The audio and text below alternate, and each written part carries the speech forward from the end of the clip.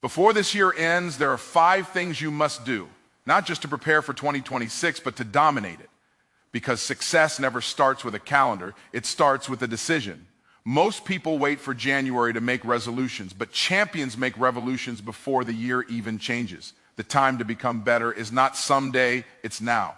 The time to realign your focus, renew your discipline, and rebuild your life is today. If you don't finish this year strong, you'll begin the next one weak. So before 2026 begins, do these 5 things. First, reflect on the lessons of 2025. Don't just rush to close this chapter because it was uncomfortable. The pain you ran from might be the very wisdom you needed for your next level. Sit down, think, and ask yourself, what did this year teach me?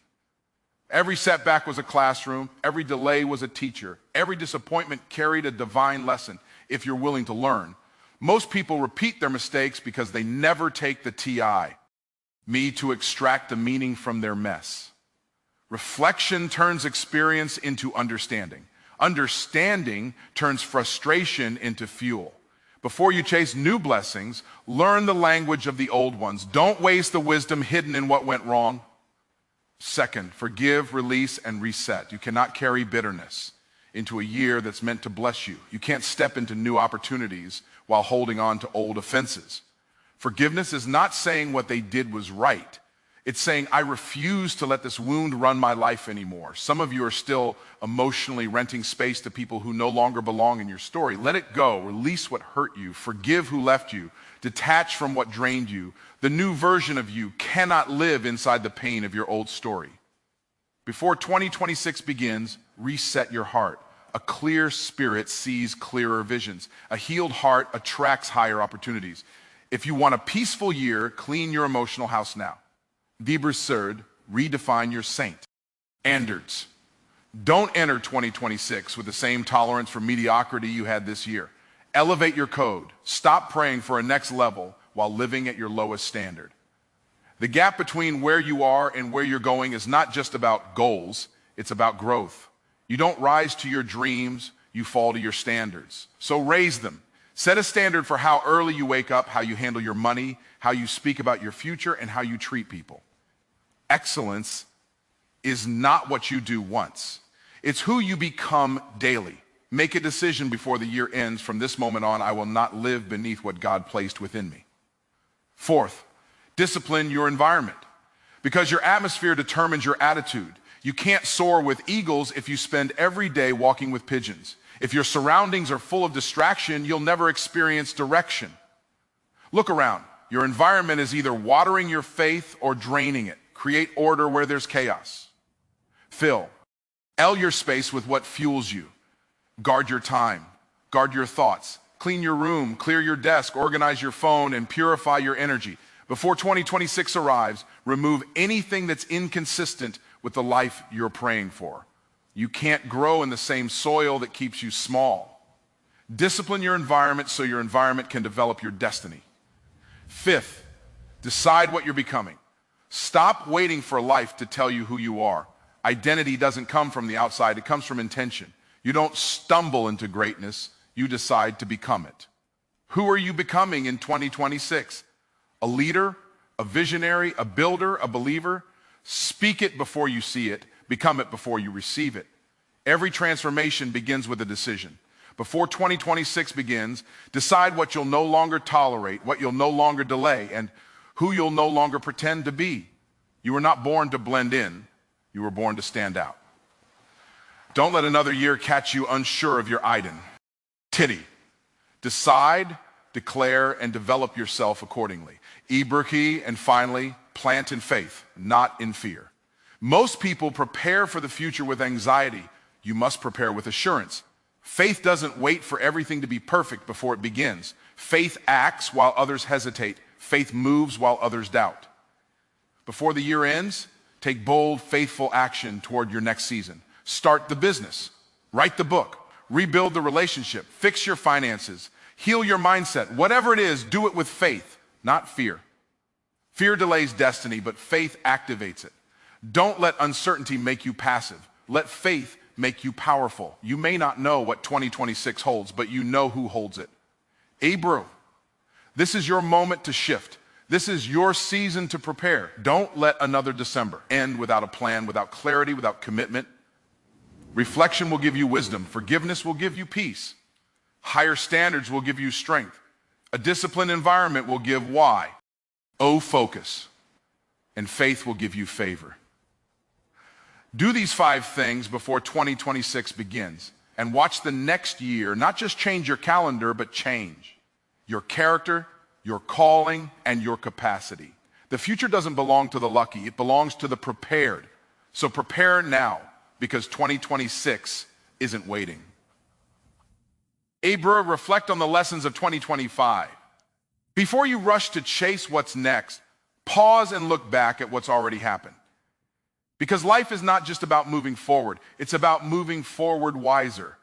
Every year leaves behind footprints of wisdom, but most people walk past them, too focused on what's ahead to notice what they've already learned. You can't step into your next level if you don't understand what the last level was trying to teach you. Don't bury this year too quickly. Sit with it. Think. Ask yourself hard questions. What did this year reveal about me? What did I do right? What did I ignore? What repeated itself?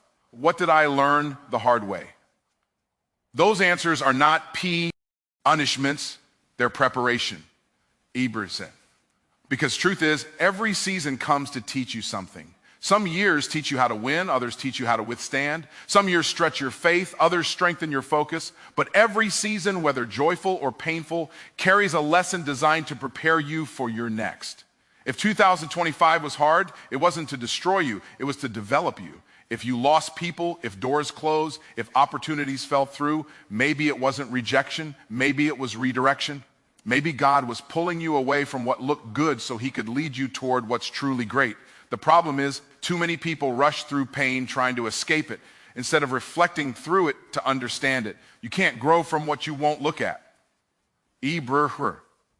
So take inventory of your year.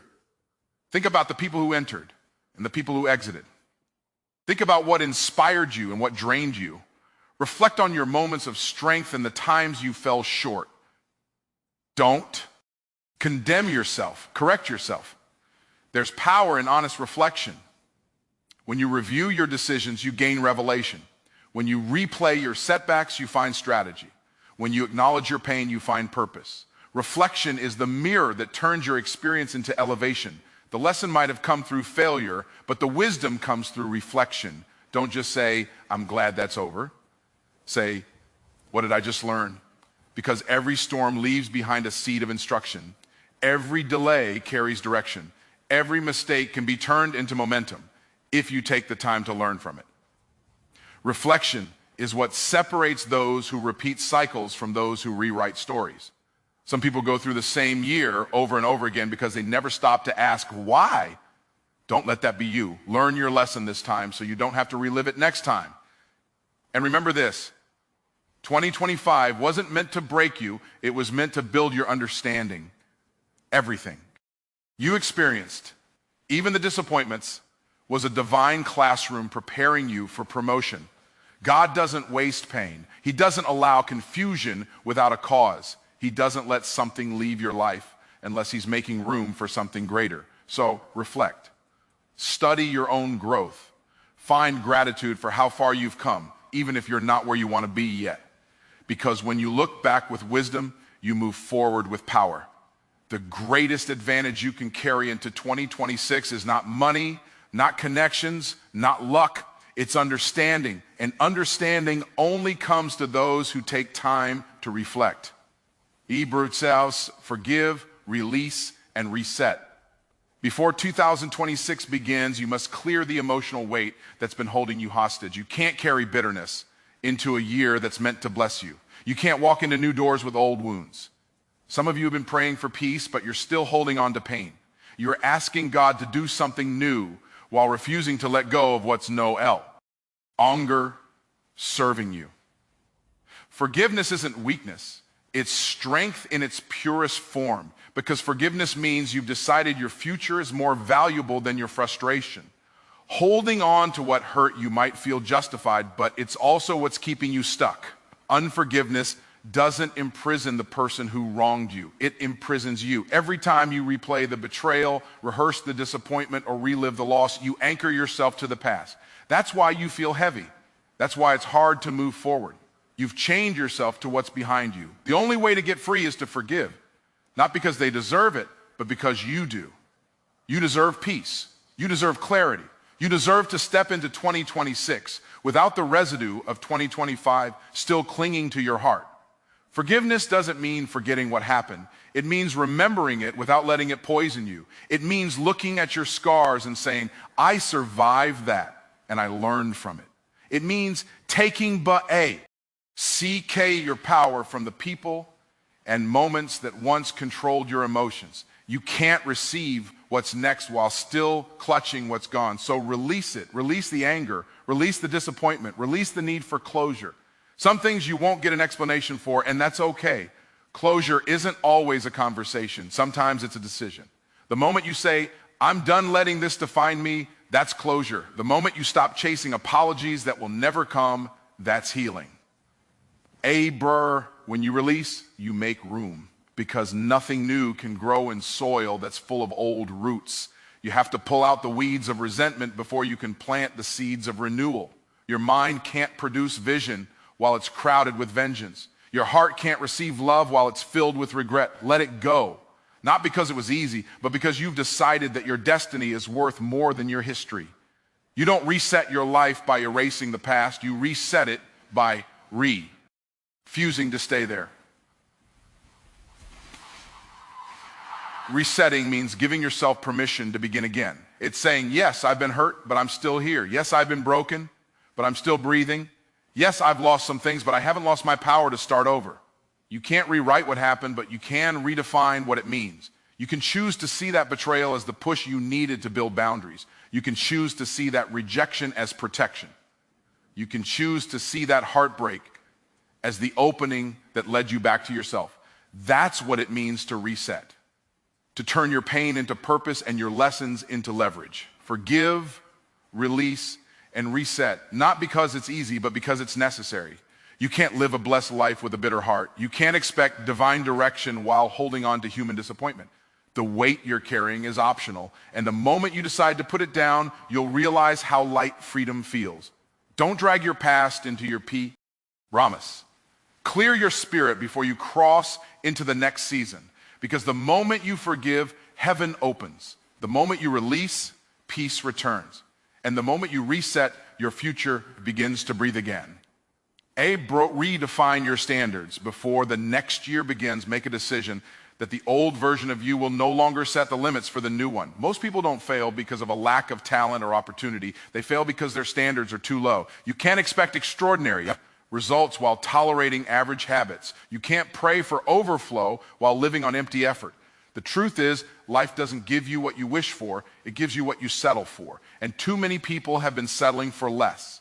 Less discipline, less focus, less faith, less growth. Before 2026 arrives, you must raise your personal code of excellence. Raising your standard means you stop negotiating with your excuses. It means you stop saying maybe later to the things that matter, and start saying no more to the things that waste your time. You can't rise to your calling if you keep lowering your standards to fit your comfort. Every dream has a price, and that price is paid in discipline. You'll never build a powerful future while living by weak principles. Decide right now that your daily habits will reflect your destiny, not your distractions. Ask yourself, what have I been tolerating that I shouldn't? What have I allowed that keeps me average? Maybe you've been showing up late, cutting corners, surrounding yourself with lazy people, or talking yourself out of bold moves. Whatever it is, draw the line. Redefining your standards is about drawing boundaries that protect your purpose. It's about saying, I love myself too much to keep living beneath my potential. Because you can't expect new results while keeping the same routines. Growth doesn't happen by accident. It happens by alignment. When you elevate your standards, you elevate your life. People who once misunderstood, you will start to fall away. And that's okay. Everyone can't go where you're growing. Raising your standards will cost you comfort, but it will reward you with clarity. You'll lose some company, but you'll gain your confidence. You'll sacrifice convenience, but you'll find consistency. Don't fear that process, embrace it. The higher you rise, the fewer people can breathe at your altitude. That's not loneliness, that's destiny filtering your environment. Redefining your standards also means changing the way you see yourself. You can't act like royalty if you still think like a slave to your circumstances. You can't claim abundance while speaking lack. You can't pray for success while practicing sloppiness. Excellence isn't what you do occasionally, it's who you decide to become daily. Every decision, every conversation, every habit should reflect the standard of the person you're becoming, not the person you've been. So before 2026 begins, commit to living a life that honors your calling. Wake up earlier, speak life over your goals, manage your money with wisdom, protect your energy like it's sacred, because it is. You are the gatekeeper of your destiny, and your standards are the locks that keep mediocrity out. Don't just dream of a better life, demand one from yourself. The world doesn't reward intentions, it rewards integrity. This is your moment to redefine what you're willing to accept, how you're willing to show up, and what you're willing to give. Stop asking for more while doing the minimum. Decide that nothing below excellence is acceptable. Decide that your vision will no longer be optional, because once your standards rise, everything else must rise to meet them. Your results, your relationships, your reality, the person you're meant to become is waiting on the other side of a higher standard. Rediscipline your environment, because no matter how strong your will is, your surroundings will eventually shape your standard. You can't why? For focus while living in chaos. You can't expect peace while dwelling in disorder. Everything around you either feeds your purpose or drains it. That's why the most powerful thing you can do before 2026 begins is take control of what surrounds you. Your space, your habits, your company, your inputs, your energy. You can't live a disciplined life in an undisciplined environment. Your atmosphere must agree with your assignment. Look around your life for a moment. What's on your desk, what's on your phone, what's in your schedule, and who's in your circle. Because those things are not just details, they're directions. The clutter in your space is often a reflection of the clutter in your mind. The people in your life are often the mirrors of your own mindset. If you're surrounded by negativity, laziness, or distraction, it's only a matter of time before that becomes your normal. You rise to the level of your environment or you sink to it. Discipline means you stop letting random influences set your tone. You take charge of the space that shapes your spirit. A disciplined environment doesn't happen by accident. It's a choice. It means creating order where chaos once lived. It means saying, this space will represent where I'm going, not where I've been. Clean your room, organize your workspace, delete the apps that waste your time. Unfollow the voices that plant doubt instead of destiny. Protect your peace like it's sacred currency, because it is. Every distraction has a cost, and that cost is focus. And focus is the foundation of every great achievement. You cannot build a masterpiece in a mess. It's not just about your physical space either. It's about your mental and spiritual environment. What are you feeding your mind? What content do you consume? What conversations are you having? You can't fill your spirit with negativity and expect faith to flourish. Be intentional with your inputs. Listen to things that grow you. Read things that stretch you. Spend time with people who remind you of your purpose, not your pain. Surround yourself with energy that speaks to your potential, not your past, because you become what you behold. Before 2026 begins, discipline your schedule the same way you discipline your space. Time is the environment of your destiny. What you give your hours to determines what your life becomes. If you waste your mornings, you weaken your momentum. If you misuse your nights, you miss your next opportunity. Create rhythms that reflect your priorities. Set boundaries that protect your focus. Schedule silence, schedule prayer, schedule rest. Structure your life so that every part of your day serves your purpose. And don't forget, your environment also includes people. Some of you need to do a relationship audit. Who are you walking with? Who do you allow to speak into your life? The wrong voices can delay the right vision. Not everyone who's around you is assigned to you. Some people are distractions, dressed as Friend. Others are anchors disguised as support. You need people who call you higher, not those who keep you comfortable. Sometimes discipline means distancing yourself from the familiar to make room for the fruitful. Discipline your environment because success is not built in chaos. The right environment produces consistency, and consistency produces breakthrough. If you want to grow stronger, spiritually, emotionally, financially, you must build the kind of atmosphere where growth is inevitable. The same seed that dies in bad soil flourishes in good soil, not because it changed, but because its environment did. You are that seed. If you want 2026 to be different, don't just change your goals, change your ground. You can't control everything that happens to you, but you can control what happens around you. Choose order, choose peace, choose focus. Create an environment that reflects the future you're building, not the past you've escaped. Because when your environment is disciplined, why? Our destiny becomes unstoppable. Eber. Decide what you're becoming, because life doesn't respond to who you were. It responds to who you've decided to be. You can't walk into 2026 confused about your identity and expect clarity about your destiny. Too many people are waiting for the world to tell them who they are instead of defining it for themselves. You don't become great by accident, you become great by decision. Who you're becoming is not a mystery, it's a matter of choice. The moment you decide who you are, everything else in your life starts to align with that decision.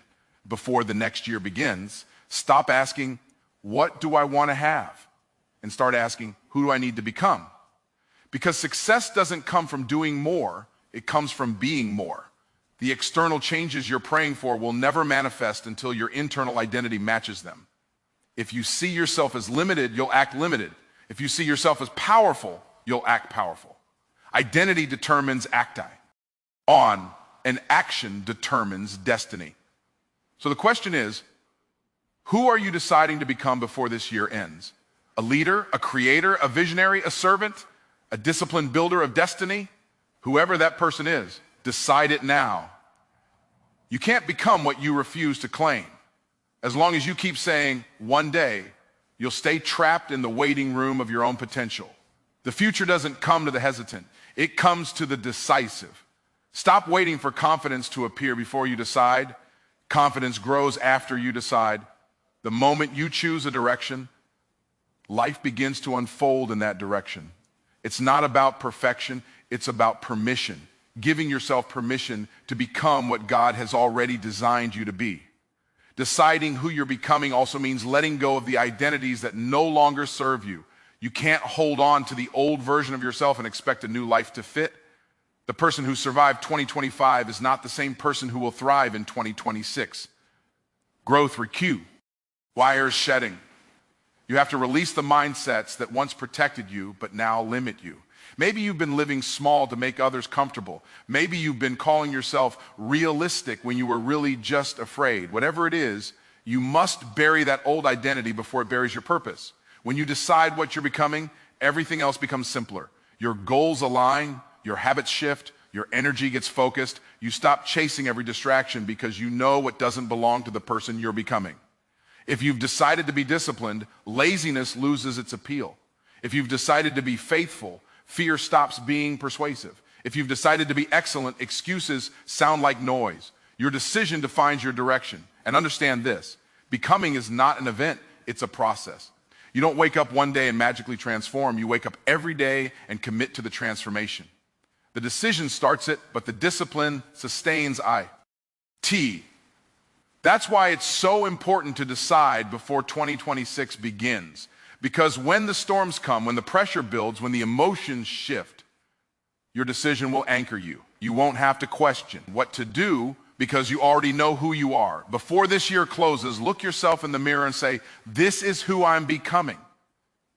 Speak it, write it, live it. Stop waiting for validation. Stop waiting for the perfect moment. Decide and let your actions prove your decision.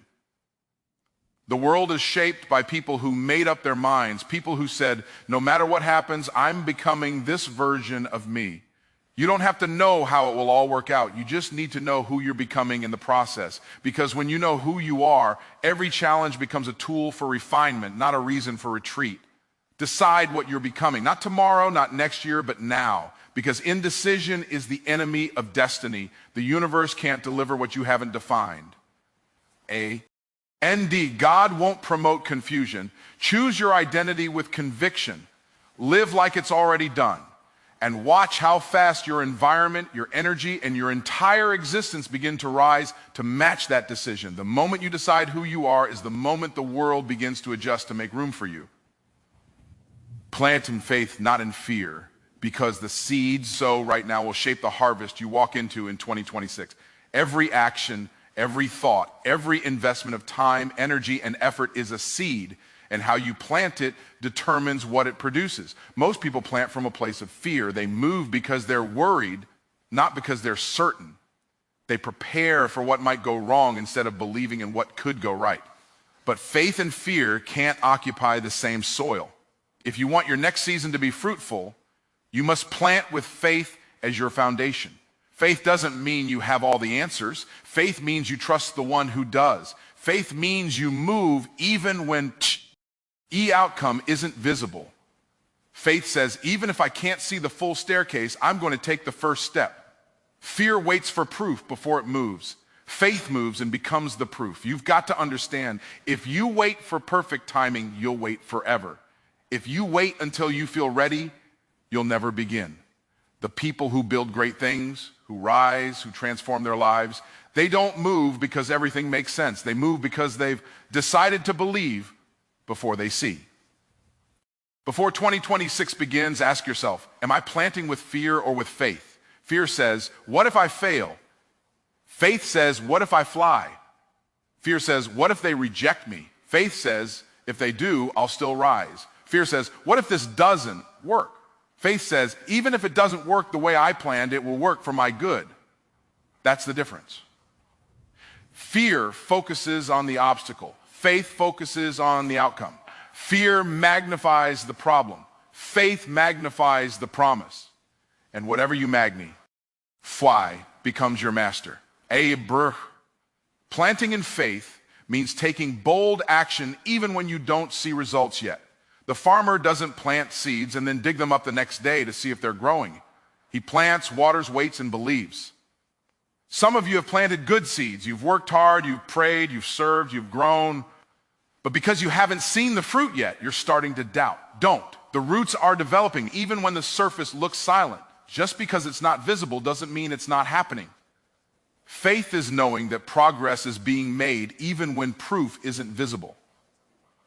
And sometimes planting in faith means releasing control. You've done your part, now let God do his. Stop trying to force what's meant to flow. Stop trying to rush what's meant to grow. Every seed has its season. Your responsibility is to plant it with obedience, not panic. You are not responsible for the timing, only for the sowing. Faith doesn't demand deadlines from God.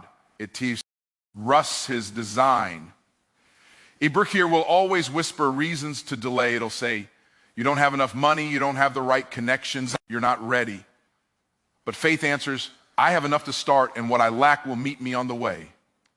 Fear freezes, faith moves. Fear doubts, faith declares. Fear focuses on scarcity. Faith stands on sufficiency. You don't need to see the full picture to make progress. You just need to take the first faithful step. Before this year ends, do something that your fear says you can't. Start that business, record that video, launch that idea, speak that truth, reach for that opportunity, apply for that position, move in faith. Because every time you act in faith, you tell the universe, I'm ready for increase.